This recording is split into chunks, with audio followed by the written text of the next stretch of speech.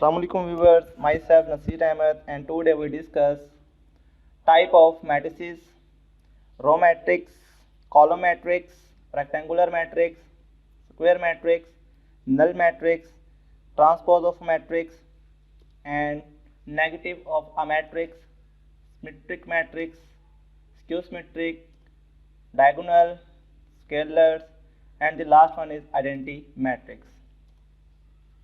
रो matrix क्या होता है?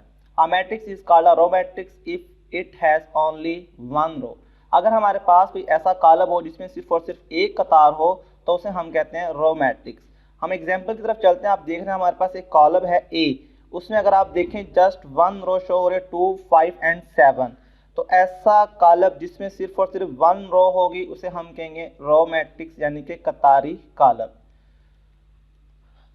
आगे हमारे पास कॉलम मैट्रिक्स। कॉलम मैट्रिक्स जैसे कि हमने पढ़ा था कि रो अगर एक होगी तो वो रो मैट्रिक्स होगा। इसी तरह सेम एज इट इज अगर कॉलम वन होगा तो उसे हम कहेंगे कॉलम मैट्रिक्स। एग्जांपल देखें, जैसे कि पहले वहां पर जस्ट वन रो थी और जहां पर क्या है वन कॉलम है, वो 1/3 था और ये 3/1 है, यानी कि इसमें वन कॉलम है तो इसे हम कहेंगे column matrix. Rectangular matrix, number of rows is not equal to number of column. अगर कोई कॉलम हमारे पास हो उसमें रोज और कॉलम की तादाद बराबर ना हो, एक जैसी सेम ना हो, उनका ऑर्डर उनका मर्तबा सेम ना हो, तो ऐसे कॉलम को हम रेक्टेंगुलर मैट्रिक्स कहते हैं। जैसे कि एग्जांपल में देखिए, आप हमारे पास एक कॉलम है ए, उसमें 2 रो हैं और 3 कॉलम है। m multiply by n 2 multiply by 3 है, मतलब ये दोनों सेम नहीं है, तो ऐसे कॉलम को हम रेक्टेंगुलर मैट्रिक्स कहेंगे। हमारे पास है नल और zero matrix. Null each entries is zero. अगर कॉलम में तमाम एंट्री जीरो होंगी तो हम कहेंगे नल और जीरो मैट्रिक्स। जैसे कि एग्जांपल में देखिए, अगर आपके पास ए कॉलम है तो उसमें तमाम एंट्री सिफर हैं, ऐसे same as it is B में भी सिफर हैं, तो ऐसे मैट्रिक्स को हम जीरो या नल मैट्रिक्स कहते हैं। नेक्स्ट हमारे पास है transpose of a matrix. Transpose का मतलब है चेंज करना, मतलब कि एक मुकाम से दूसरे मुकाम पर तब्दील कर देना। तो मैट्रिक्स में ट्रांसपोज क्या होती है कि अगर आप रोज को चेंज कर दोगे कॉलम में या कॉलम को चेंज कर दोगे रोज में, तो ऐसी जो शेप आपको हासिल होगी उसे हम कहेंगे ट्रांसपोज ऑफ अ मैट्रिक्स। इसको आप डिनोट करते हो, रिप्रेजेंट करते हो, ए के ऊपर छोटी सी पावर डाल देते हो टी, यानी कि ए की power T transpose of a matrix को जाहिर करता है। हम इसकी एग्जांपल की तरफ चलते हैं। जैसे कि आपके पास यहाँ पर ओरिजिनल मैट्रिक्स है ए बी सी 1 रो, 2 यहाँ पे D E F second row, G H I third row बन रही है। अब नेक्स्ट हम इसका ट्रांसपोज लेते हैं। ट्रांसपोज लिया तो ए बी सी था जो रो की शक्ल में था, अब वो चेंज होके ए बी सी कॉलम की शक्ल में आ चुका है। सेम एज इट इज अगर आप सेकंड रो को देखें, डी ई एफ रो थी, तो हमने नेक्स्ट जब एरो आपको दिखाई दे रहा है सेकंड कॉलम, उसमें मैट्रिक्स में आप देखें डी ई एफ कॉलम बन चुका है। सेम अगर आप ऐसे चेक करें तो रोज को हमने चेंज कर दिया कॉलम में, तो इस तरह से जो हमारे पास शेप हासिल हुई उसे हम कहते हैं transpose of a matrix. Next हमारे पास है नेगेटिव ऑफ अ मैट्रिक्स।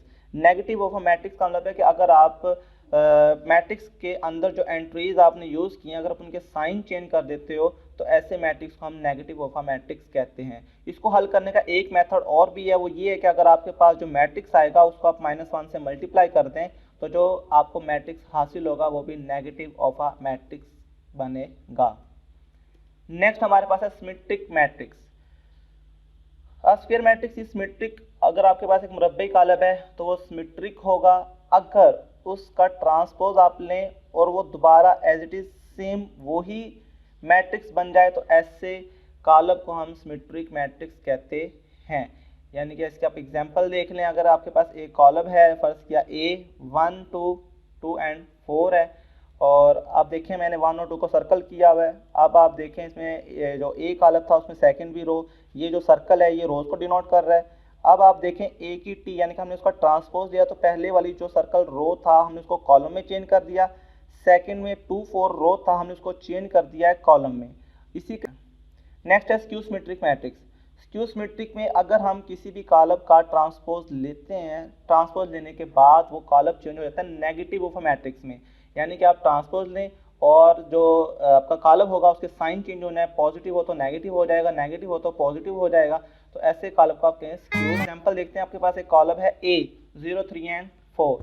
अब हमने उसका क्या किया, ट्रांसपोज लिया, तो जो पॉजिटिव था वो क्या हो गए नेगेटिव। 3 पॉजिटिव में था तो नेगेटिव हो चुका है, 4 पॉजिटिव था तो वो नेगेटिव हो चुका है। सेम अगर आप मुकम्मल एज ए होल कॉलम को चेक करते हैं तो आपके पास जो पॉजिटिव एंट्रीज थी वो एंट्रीज नेगेटिव हो चुकी हैं। तो इस तरह से आपका मुकम्मल कॉलम चेंज होके नेगेटिव ऑफ मैट्रिक्स में तब्दील हो चुका है, चेंज हो चुका है। तो ऐसे कॉलम को हम स्क्यू सिमेट्रिक मैट्रिक्स कहते हैं। नेक्स्ट हम चलते हैं डायगोनल मैट्रिक्स। डायगोनल मैट्रिक्स में की डेफिनेशन देखते हैं। Square matrix A is called a diagonal matrix if at least any one of the entries of its diagonal, यानी कि अगर आपके पास डायगोनल में कम से कम एक एंट्रीज ऐसी हो जो जीरो हो तो ऐसे कॉलम को हम डायगोनल मैट्रिक्स कहते हैं, कि वतरी कॉलम उसको कहते हैं। अब आप यहाँ पे एक एग्जांपल देखें, ए और बी आपके पास दो मैट्रिक्स हैं और थर्ड आपके पास एक पिक्चर दिखाई गई है, 3 मैट्रिक्स दिखाए गए डायगोनल की एग्जाम्पल हैं। अब देखें ए में 1, 2 एंड 3 डायगोनल शेप थी, हमने इसको सर्कल किया। तो अगर ये एंट्रीज में से कोई एक एंट्रीज जीरो हो या जीरो ना हो तो ऐसे कॉलम को हम कहेंगे डायगोनल मैट्रिक्स। जो सर्कल किए हैं इसके अलावा बकिया तमाम हमेशा ही जीरो होंगी जो डायगोनल होगा। सेम एज इट इज अगर आप बी में देखें तो जो डायगोनल एंट्रीज हैं 0, 1 एंड 3 ये नॉन जीरो हैं और बकिया तमाम एंट्रीज जिस सर्कल के अलावा हैं वो क्या है, जीरो हैं। तो इसलिए ये मैट्रिक्स भी डायगोनल होगा। थर्ड जो पीक है उसमें आप देखिए 3, 2 और 4 को अंडरलाइन किया गया है तो वो भी डायगोनल एंट्रीज हैं, वो जीरो नहीं है और बकिया तमाम जीरो हैं। तो ऐसे कॉलम को, ऐसे मैट्रिक्स को हम डायगोनल मैट्रिक्स कहते हैं। नेक्स्ट हम चलते हैं स्केलर मैट्रिक्स की तरफ। स्केलर में क्या होगा, आपने डायगोनल में पढ़ा था कि कोई एक एंट्रीज गैर सिफर हो तो उसे हम कहते थे डायगोनल, लेकिन स्केलर में क्या होगा, इसमें तमाम की तमाम एंट्रीज सेम होंगी। A diagonal matrix is called a scalar if all the diagonal entries are same, और क्या हो, सेम हो और नॉन जीरो, जीरो ना हो तो ऐसे को हम स्केलर मैट्रिक्स कहते हैं। एग्जांपल देखें ए और बी में। ए में आपके पास जो डायगोनल नंबर्स हैं वो 2, 2 और 2 शो हो रहे हैं, मतलब तीनों के तीनों ही सेम है।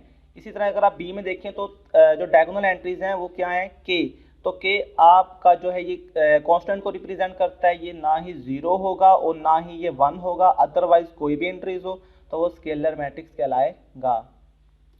नेक्स्ट हम चलते हैं आइडेंटिटी मैट्रिक्स। आइडेंटिटी को हम यूनिट मैट्रिक्स भी कहते हैं। तो ऐसा मैट्रिक्स जिसमें डायगोनल एंट्रीज 1, 1 होंगी तो ऐसे मैट्रिक्स को हम आइडेंटिटी मैट्रिक्स कहते हैं। और इस मैट्रिक्स को हम जाहिर आई से करते हैं, बड़े आई से करते हैं, कैपिटल आई से।